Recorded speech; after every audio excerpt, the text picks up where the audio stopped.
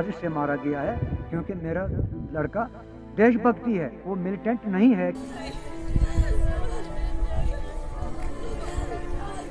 ये बिल्कुल झूठा इल्ज़ाम लगा रहे हैं मेरे भाई के ऊपर कि वो मिलिटेंट था। एक तो मार दिया और दूसरा ऊपर से इल्ज़ाम भी लगा रहे हैं कि वो मिलिटेंट था। तो ये अपने स्टार बढ़ाने के लिए बोल रहे हैं कि वो मिलिटेंट था।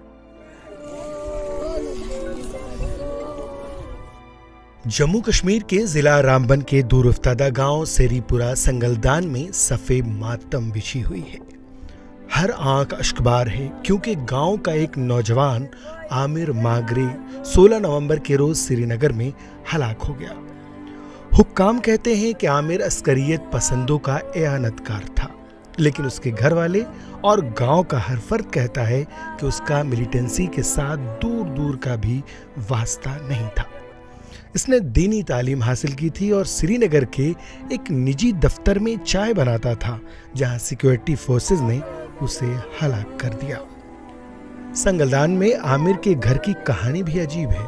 उनके वालिद अब्दुल लतीफ मागरे ने कई साल कबल लश्कर तैयबा के एक अस्करियत पसंद को पत्थर मार मार कर हलाक कर दिया था। इस वाक़े के बाद उन्हें फौज और हुकूमत ने हुब्बुल वतनी की इसनाद दी और उनके घर पर सिक्योरिटी लगाई गई। लतीफ़ कहते हैं कि अब उनके बेटे को न सिर्फ हलाक किया गया, बल्कि लाश भी उनके हवाले नहीं की गई। मेरा ये कहना है, आपके माध्यम से मैं गवर्नर साहब से अपील करता हूँ कि मुझे इंसाफ चाहिए। और मैं खुद देशभक्ति हूँ, मैं हिंदुस्तानी हूँ, मैंने गोलियाँ खाई हैं, मैंने अवार्ड लिए हैं, सेना मेडल लिया है, गोल्ड मेडल लिया है, और मेरे लड़के को ही मिलिटेंट करार दिया गया। ये बहुत गलत है, झूठ है, झूठा इल्ज़ाम किसी ने लगाया है। इसको किसी गलत आदमी ने मारा है, मिलिटेंट बना के किसी साजिश से मारा गया है, क्योंकि मेरा लड़का देशभक्ति है, वो मिलिटेंट नहीं है। क्योंकि हमें गवर्नमेंट ने सिक्योरिटी दी है बच्चों को पहरा करने के लिए, 14-15 साल हो गए, और मेरा बच्चा आज मिलिटेंट बनेगा। वो मजदूरी करने के लिए गया था श्रीनगर में, वहाँ उसको किसी गलत सोर्स ने पैसे खाकर उसको मिलिटेंट करार दिया और आर्मी ने मार दिया उसको। लिहाजा मैं गवर्नर साहब से अपील करता हूँ कि इसकी पूरी तहकीकात होनी चाहिए और मुझे इंसाफ मिलना चाहिए, मुझे डेड बॉडी मिले। आमिर की बहन अपने शौहर के साथ श्रीनगर में मुकीम थी, चुनांचे उसी ने भाई को भी काम दिलवाया था और वो एक निजी दफ्तर में काम करने लगा। उस दफ्तर का मालिक भी तसादुम में मारा गया और उनकी लाश भी लवाहिकीन के सिपुर्द नहीं की गई। अपने बेटे की मौत पर सख्त रंजीदा होने के साथ एक सच्चे हिंदुस्तानी के बेटे को अस्करियत पसंदों के फहरिस्त में शामिल पाए जाने पर उनके पूरे खानदान को गहरा सदमा पहुंचा है, जिसकी तस्दीक मोहम्मद आमिर मागरे की बहन भी कर रही हैं कि उनका भाई वहां दफ्तर में चाय बनाने का काम करता था। नहीं, उसमें जो अल्ताफ साहब थे, तो 2014 से शायद हम वहाँ पे रेंट पे रह रहे हैं। उससे पहले भी हम वहाँ रह रहे थे, लेकिन दूसरी साइड रहते। मैं उनको उनसे पहले जानती हूँ। वो वहाँ पे बेचारे, उनको दुकान थी वहाँ पे, उनको भी छोटे छोटे बच्चे, उनको भी बेकसूर मार दिया उन्होंने। जो मुद्दस्सिर साहब थे वो डॉक्टर थे, उन्होंने जब से ऑफिस खोला तब से मैं उनको जानती हूँ, क्योंकि वो आमिर को उन्होंने रखा था वहाँ पे। वो आमिर मेरे भाई थे, उस वजह से मैं उनको जानती थी। तो मुद्दस्सिर जो थे वो ऐसे उनको डॉक्टर कह के पुकारते थे।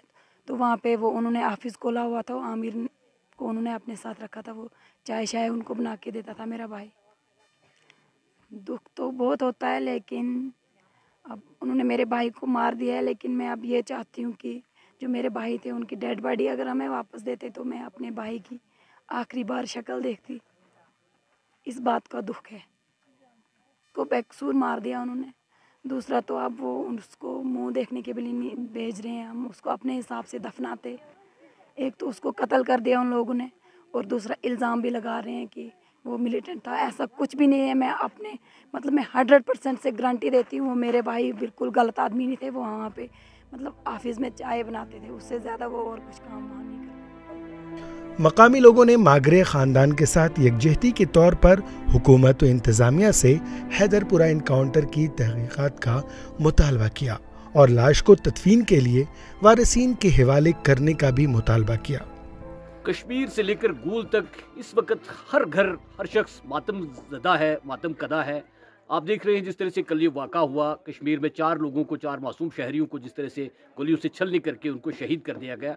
तो कहीं ना कहीं हमें जिस तरह से सरकारी एजेंसीज या गवर्नमेंट जो रिपोर्ट पेश कर रही है कि ये लोग कोई OGW था, कोई मिलिटेंट था, कोई ये था, लेकिन हर घर से ये आवाज़ आ रही है कि ये लोग बेगुनाह थे और अपने अपने काम करने के सिलसिले में वहाँ पर गए थे। और हमें समझ नहीं आ रही है कि हमारे बच्चे यहाँ से जब कश्मीर या दूसरी जगहों पे मुकामात पर मजदूरी के सिलसिले में जाते हैं तो वहाँ से हमें उनकी लाशें हमें नसीब होती है, वो और लाशें भी देखने को नहीं मिलती है।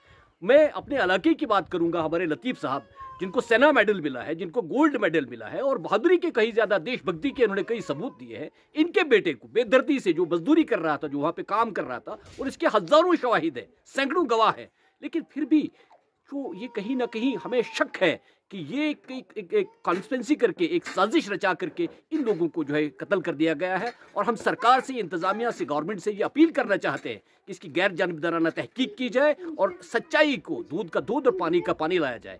वरना जिस तरह से ये नुकसान किया गया है इलाके के अंदर, या जिन लोगों को, 4 लोगों को शहीद किया गया है, ये बहुत बड़ा अलविया है और हम इसकी कड़ी मजम्मत करते हैं।